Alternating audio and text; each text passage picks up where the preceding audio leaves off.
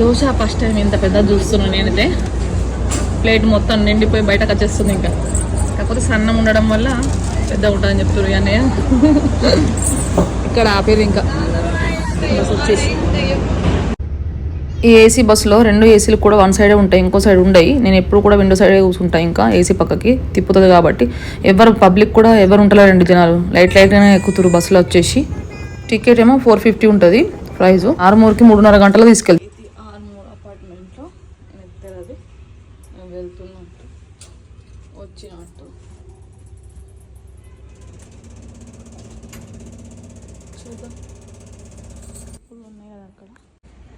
నేను మా ఆయనకి సర్ప్రైజ్ ఇద్దామని చెప్పకుండా పోతున్నా. డోర్ చూస్తే ఇంకా రియాక్షన్ ఎట్లుంటుందో చూద్దాం. ఇప్పుడు మెల్లగా వెళ్తున్నా. ఓ ఇంటికి వచ్చే వరకు కూడా తెలియదు ఆయన.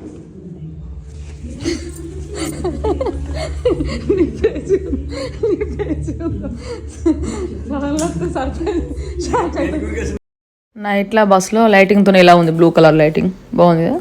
ఇలా ఇక్కడ ఏసీ ఓన్లీ ఇద్దరికి సంబంధించి, కానీ ఇది 2 ఒక దగ్గరనే ఉంటాయి.